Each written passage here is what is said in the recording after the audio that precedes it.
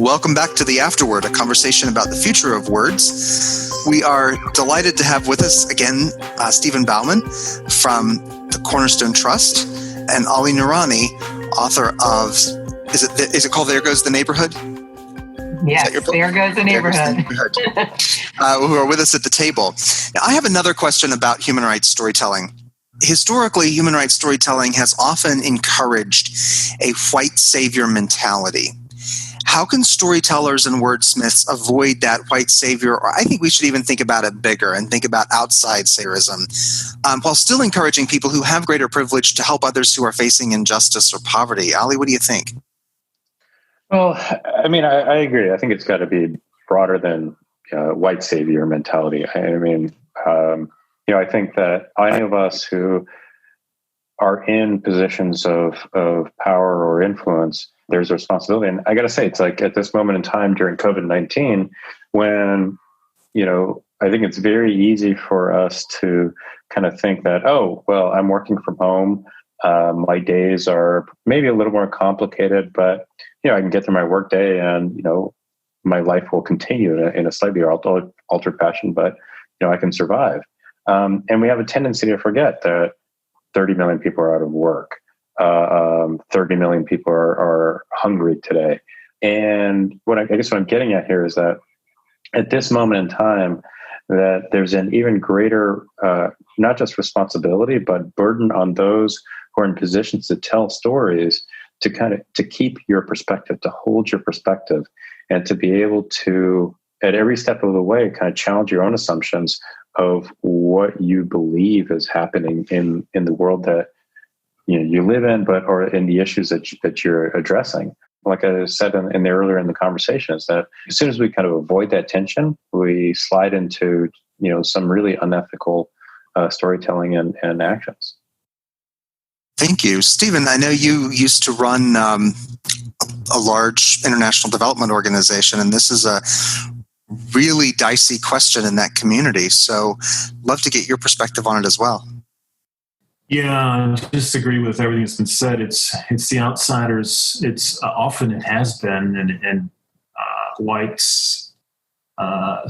saviors coming in, and it's been well established through colonialism and so on. But now it's outsiders for sure. I don't want to underestimate the real dubious nature of white savior mentality. It's still very prevalent. Somebody once said that so often we try to serve people, but they become extras in a story about ourselves, right? So it so quickly can shift to about us rather than about them. And that's a real tragedy. And especially in our culture that's pretty decadent, we've become a narcissistic society in many ways. So it's a danger zone. And so how do we do that? I mean, last podcast we talked about agency and this, how do we work to build, to foster, to celebrate the capacity of individuals to make their own choices? And how do we help them make more of their own choices, free from the constraints that so often plague certain communities much more than our own daily lives? So how do we tell their story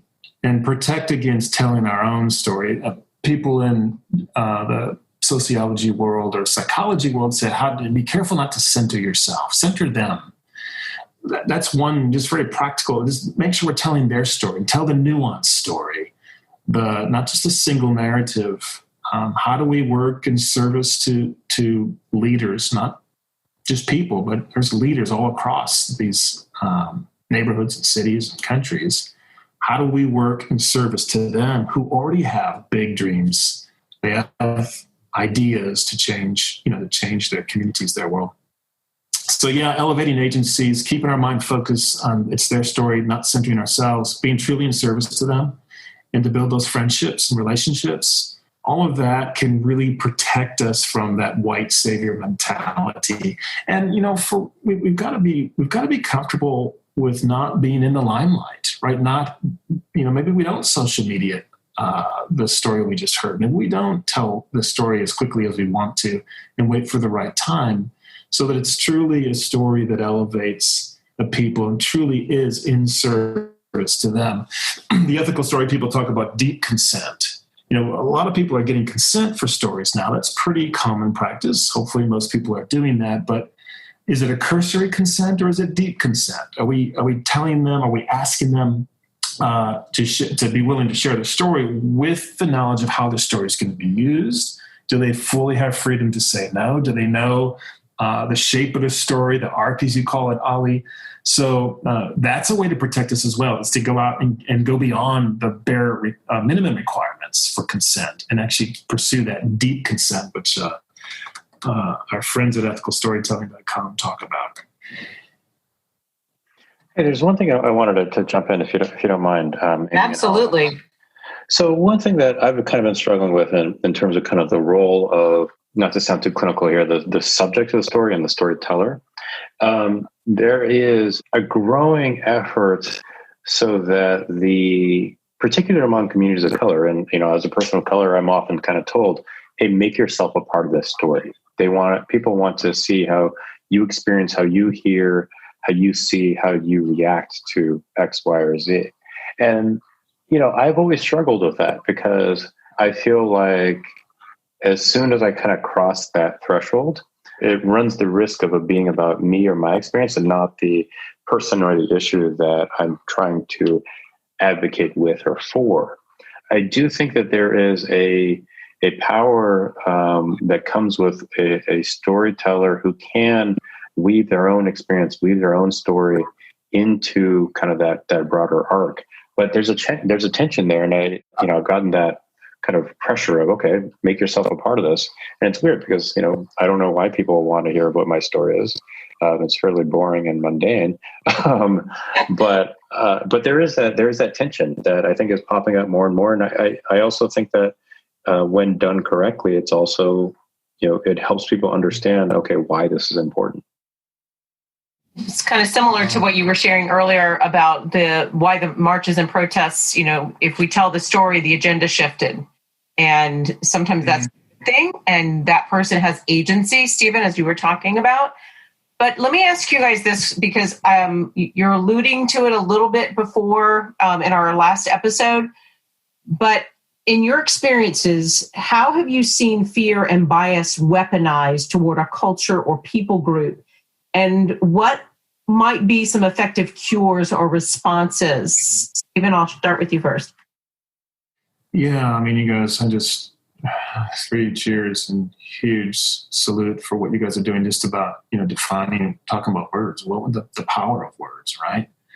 And so that's where we've seen it the worst. The worst version of words is across our evening news every night, and it's using words like illegals and refugees has become such a pejorative word now. And, it's protesters is sliding down that, to be a protester is sliding down that slope in certain camps as being bad or radical or automatically violent. So the words are powerful, right? You grew up with whatever phrase that was, sticks and stones may break my bones, but words will never hurt. Well, I think it's the opposite. I think sticks and stones are whatever, they don't hurt, but the words do. And once you the whole people that study these things, if you label someone a pejorative word, it's just so slightly dehumanizes. And then you kind of go down this slope to the point where you can study history and World War II and the Jewish Holocaust and Rwanda, where Belinda and I lived. And it was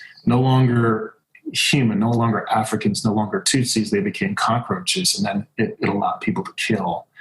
So I think we see it everywhere, and I think if there's anything that concerns me the most about what's happening in our country today, in the U.S., is words are being thrown out, and people are being labeled things to the point where violence is now permissible.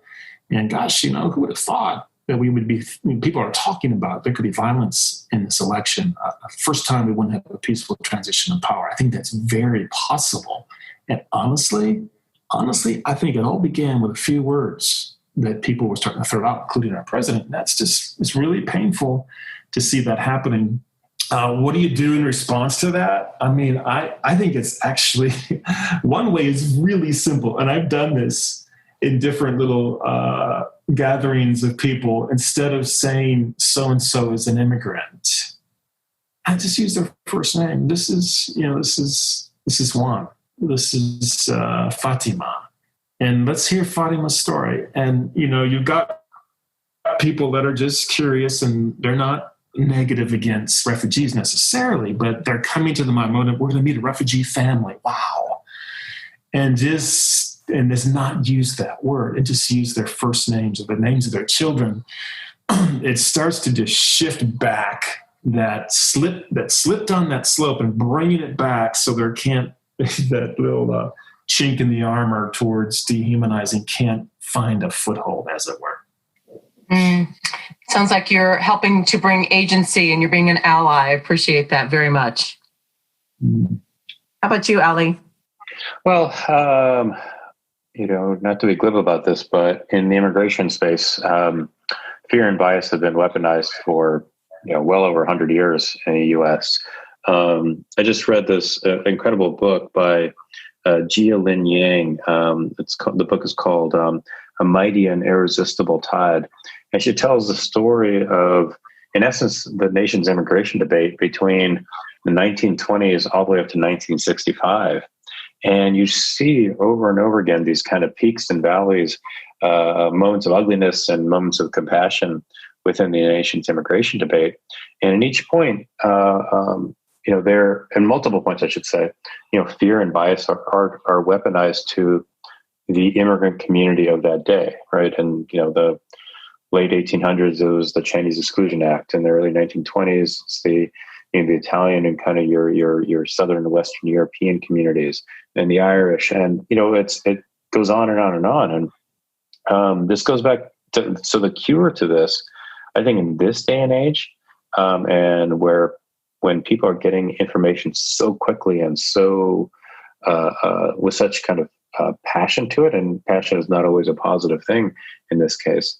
What can you do in response? Yeah, so what we're always trying to do as an organization is to figure out ways that we're acknowledging that people have fears and anxieties about when it comes to immigration. And for us, those fears boil down to a cultural question of, are immigrants integrating or isolating? Are they threats or protectors, or are they givers or takers? So, culture, security, and the economy. So our response then is to not only acknowledge that fear, that anxiety, that way we're trying to empathize with the audience we're trying to move, but then to provide ways that we can make the case that there's actually a cultural opportunity. There's a national security opportunity. There's an economic opportunity that comes with welcoming immigrants and immigration to the U.S. And what we find is that, if we try to move that conversation as quickly as we can from an antagonistic to a debate to a conversation about shared values and a shared vision for the country, then these fears and these biases that are being weaponized begin to recede away. And like I said last episode, we begin to move people from being steadfast against immigrants and immigration to being persuaded to think about the issue differently, then to ultimately take an action in support. That is excellent. And we're going to try to all tie in a lot of these resources that you have shared, both of you. These are amazing resources and just powerful things to think about as we think about our responses. Thank you for sharing. There was something mentioned I wanted to come back to here, and that's social media. Social media and 24-hour cable news have created this constant drip feed of information, and much of what we're getting is deeply disturbing.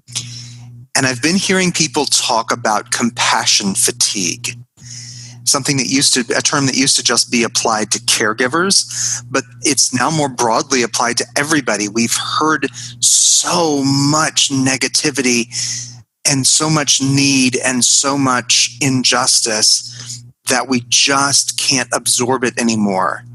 How can we maintain a sense of compassion for others without becoming overwhelmed by the world's needs ourselves?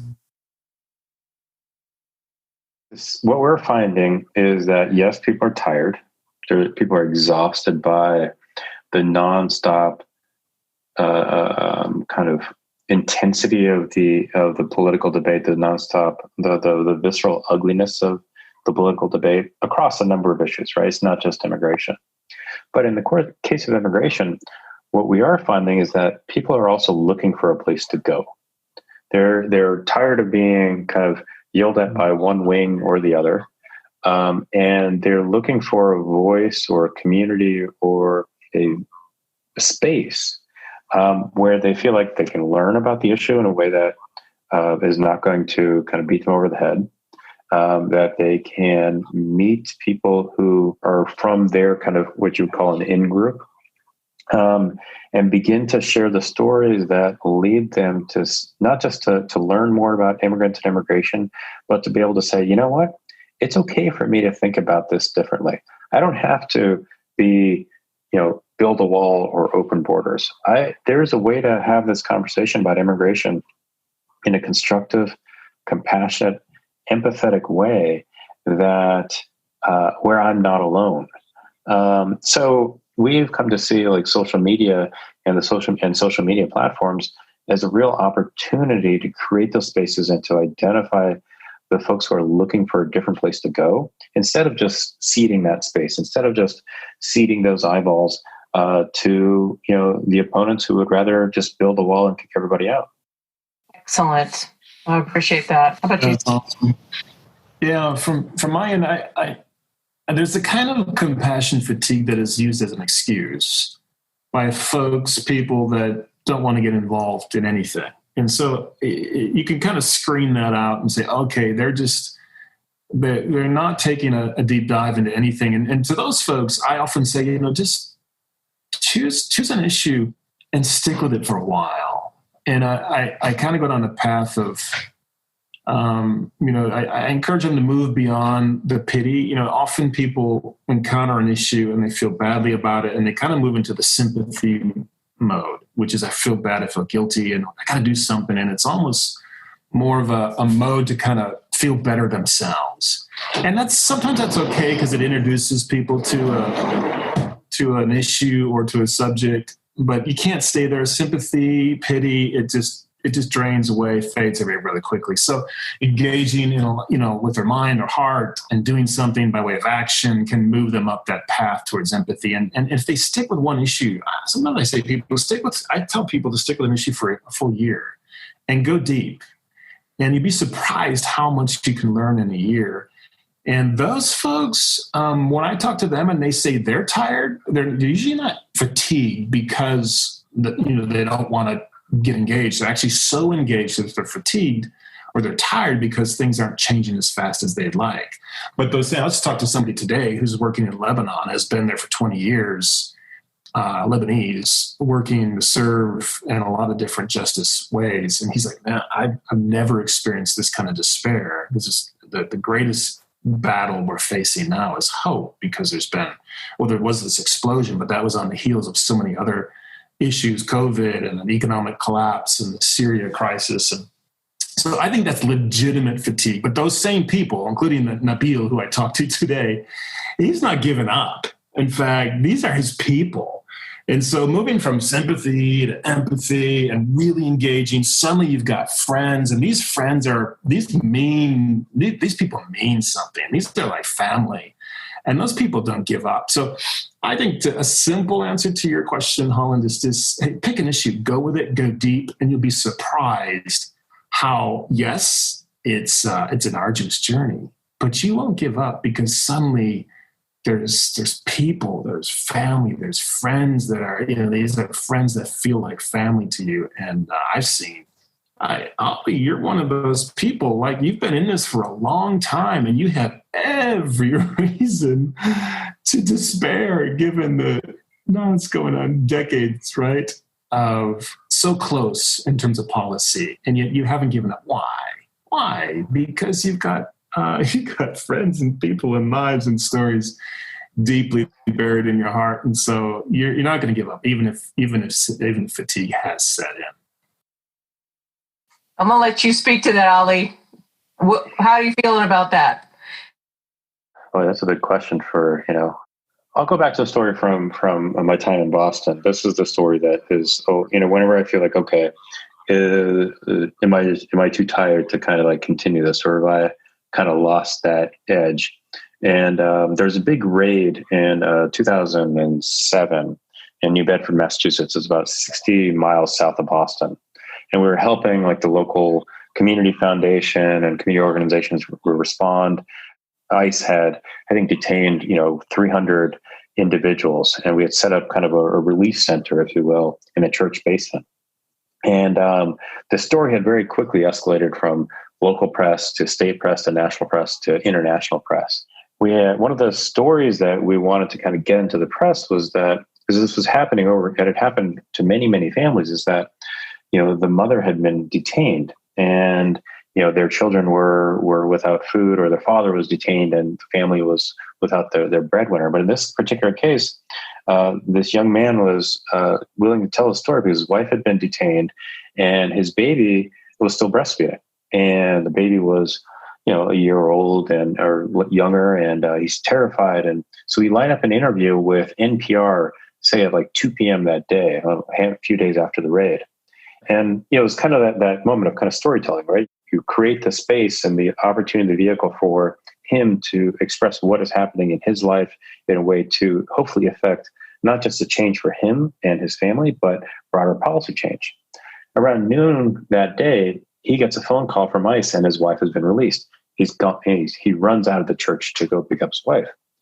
But then he returns at 2 p.m. And keep in mind, he was not a community leader. He was just a guy who was trying to achieve the American dream. I remember we asked him, I said, well, why are you here? Your wife is fine. And he said, this is my community. These are my people. I have to do something. And that wasn't his mindset at all before that moment. So from my perspective, I'm like, if he has the energy in that moment of great personal and family crisis to keep going, my life is 10 times easier and 10 times more luxurious. I never have to display that kind of courage. So that's the story that I always draw energy from. That's beautiful. That is beautiful. Thank you so much. And I so much appreciate what you both have been sharing in this idea of not giving up hope.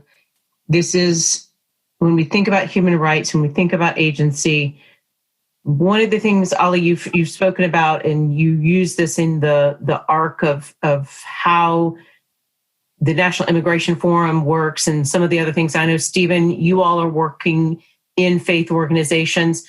So let's think about this just a little bit, the role of philanthropy and human rights, and how does a faith-based organization offer support without hurting those we are trying to help? There's that typical book that many read before they go on a mission trip, when helping hurts. So what do you think, Stephan? Yeah, huge, right? Super important. And much of the faith community is, even before Brian Fickert's book, really sensitized to serving people around the world, particularly those people who are coming out of dire, urgent situations, forced migration or a crisis, disaster, to be very careful. Our faith motivates us, but to not mix any expectations with the people we're serving. There's a lot of great progress in that area, thankfully, and to really lead and really demonstrate love. And I'm positive on that front. I'm hopeful. Where I'm a little bit less hopeful and still sort of trying to push a rock up the hill is the donor community often drives implicitly, sometimes explicitly, some of the things that we're talking about on this in this podcast, and that is the short timelines, the savior complex, the insistence on immediate results or measurable results. And so one of the reasons why I shifted from the humanitarian agency space or the relief and development community to the philanthropic community, because I wanted to move upstream and help to be a voice amongst our own foundations, but also in the broader philanthropic community to do philanthropy differently, right? To be better listeners, to come alongside rather than, it's very tempting when you're signing the check to dictate and do it in nice, kind ways, but there's still a power differential there. So I think there's a lot of work that needs to be done in the philanthropic space still today. And these are awesome, awesome people that are super generous. Ollie, you know many, many of them. And so deep respect, love, there's deep humility there. At the same time, the more we can help them as philanthropists to move along that sort of continuum towards understanding the issues, the complexity of the issues, to think and reflect on the double, triple, quadruple nuanced stories of the people that are trying to overcome crisis, to think deeply about agency and how do we foster that.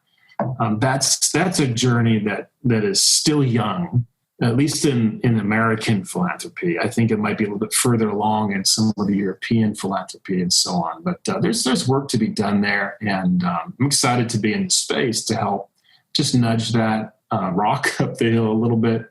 And again, there's so many bright lights of people who are leading the way. So there's a lot to celebrate, but there's also a lot of work to still be done.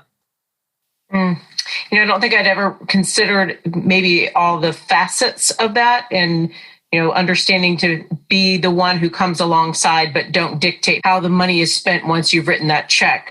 It does put a different perspective, to use that word again, on this thought.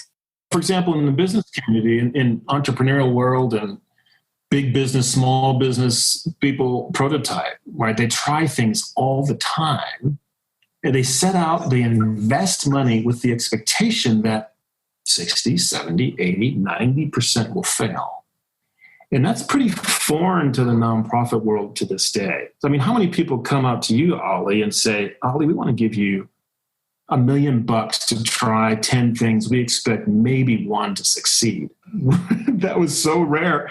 In my world as a CEO of a nonprofit, I would have fallen off my chair. So there's an expectation when somebody brings donor money that you've got to succeed. You've got to meet all the metrics, 100%. Everything's got to succeed. So what that has done, that mentality of not prototyping in the nonprofit world, has really put a chokehold on innovation. And I'm convinced that we'd be a lot further along on a lot of the issues that we're trying to break through on if the donor community writ large was more entrepreneurial with their giving like they are with their businesses, and expect failure. Because if you fail fast, you learn more quickly, you can apply that learning, you can share that learning across the community, and we would be further down the road. Now, some of that's happened. A lot of that's happened over the years. Thank God for that. But it's much slower than you'd find in the business world. Wow, Holland. I mean, you're a business-to-business writer, and this is speaking the language that we talked about with supply chain management now. And all of a sudden, we've just shifted a little bit. But it's true. I've never thought about it like that before. It's amazing. How about you, Ollie? I would agree completely with what Stephen has said. Number one, I would say that over the last 5 to 7 years, especially as kind of newer family foundations have emerged, I've sensed that philanthropy has begun to kind of shift its approach and begin to kind of think of nonprofit organizations, but also strategies coming out of the civic sector just writ large as spaces for creativity as opposed to spaces for metrics to be met. And at least in kind of our little world of kind of immigration or migration related funding, we're starting to see more and more funders kind of see the importance and understand the importance of narrative change. I still think that the biases, the kind of the political biases of foundations will kind of guide how they perceive, which narrative needs to be changed in which way. But from my perspective, if a foundation is thinking about narrative change, which at its core can be hard to measure, at least they're beginning to kind of realize that, ultimately, to change a policy, it's not about the idea. It's not about the letter of the legislation. It's really about the story or the stories that shape that legislation, that shape that policy, that get it to a place which meets the values that are important to not just us as a society, but to the goals and objectives of whether it's the nonprofit or the foundation. So I think these things are slowly shifting. I think in the human rights space, it needs to happen at a much quicker pace. And I think challenge for any organization, whether it's a nonprofit or a funder, is to kind of challenge their assumptions. Yes, you can have a strategy. Yes, you can have goals and objectives, and as you should, but to achieve those goals and objectives, to fulfill that strategy, I think it's really important that every step along the way, both the funder and the grantee are challenging assumptions and learning and communicating and saying, okay, this doesn't work, but let's try it this way, or this works, let's try to make it better. That's excellent. Thank you so much. We have one question we like to ask all of our guests here on the Afterword, since we like to talk about words. What's a metaphor that helps us understand the impact of storytelling on human rights? Ollie, what do you think? Whew. Only in America. I love it. I considered phrasing that as a metaphor that helps us understand the impact of storytelling on human rights is ... Right. Right.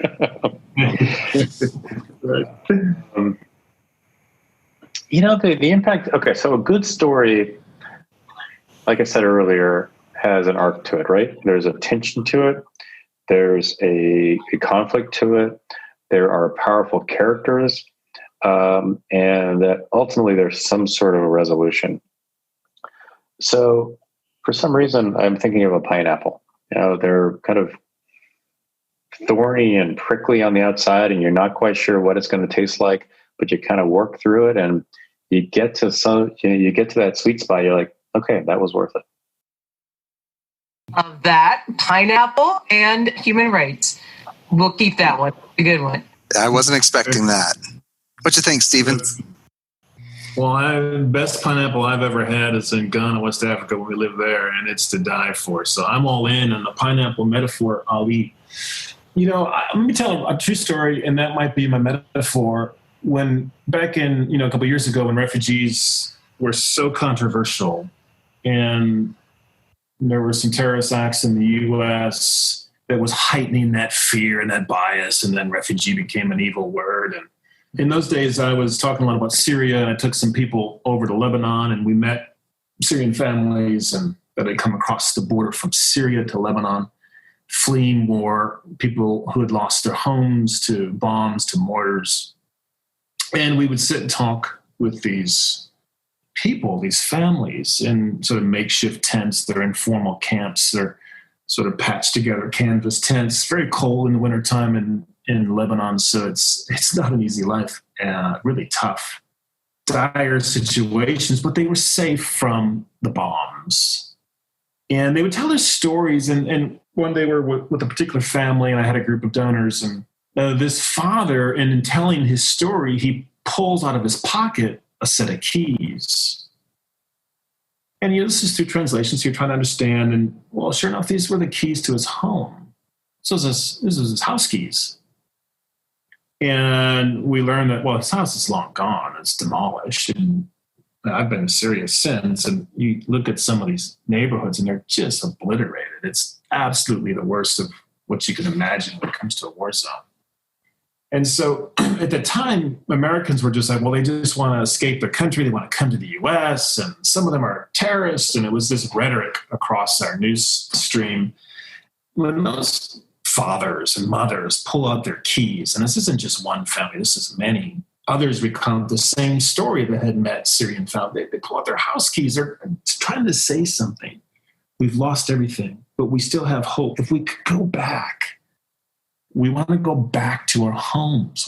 That's our first choice. We don't want to be in Lebanon. We don't want to come to the U.S. We can't go back. The war rages on. We don't know what to do. So in some ways, it's a metaphor for human rights. But what in everybody's pocket, what keys should they have, right? Should they have keys to their own place to live a secure life free from bombs and mortars, and their kids don't have to worry about mom and dad getting killed or themselves?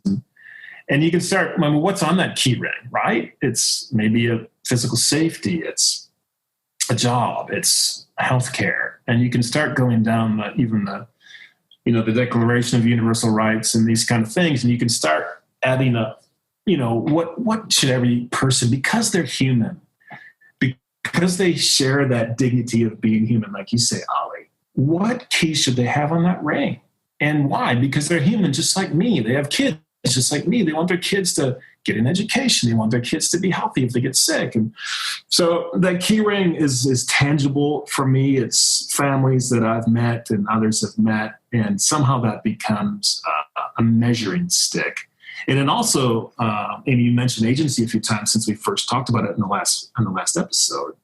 It is a symbol of agency as well, because it's in his pocket. It's his key ring, and he can take up that key. And what lock does he have the capacity and the free choice to turn with that key ring? That for me is somehow symbolic of human rights. Yeah. Wow. Colin, pineapples and keys. Right? Well, fantastic. Thank you for sharing. Yes. Thank you so much for being part of this conversation. We just are so grateful to have Ali Noorani and Stephan Bauman. And Ali, just give a little plug, a shout out. Where can we find your work? Sure. So you can find out more work about the National Immigration Forum at immigrationforum.org. Wonderful. How about you, Stephan? Where can we get connected with you? Yeah, you can follow me on Twitter, Stephan J. Bauman. It looks like Stephan. Also StephanBauman.com. But we talked about Belinda a few times. She's leading an organization that she founded called 1 Million Thumbprints. You can Google that, or just a shortened version of that web address is thumbprint.org. Wonderful. Well, thank you all so much for being part of this very vital conversation. And please know how much we appreciate your time. And this was, Colin, I don't know, we keep saying that this is our favorite conversation, but I don't know. Each episode has got so many things that are important. I learned a lot. Thank you, guys. Commend you guys. You guys are the best. Really fun to be with you. And anytime I can come alongside Ali, that's a joy. So, Ali, it's good to see you. Hey, and hear you. Good to talk to everybody. Thank you so much again. Thank you. Please join us next week as we talk about the impact of code switching in our language and culture. We want to ask you to leave us a review, rate us on Apple Podcasts, become a subscriber to the Afterword.podcast.com. It does help us keep the conversations going. And as always, remember that you are welcome at our table.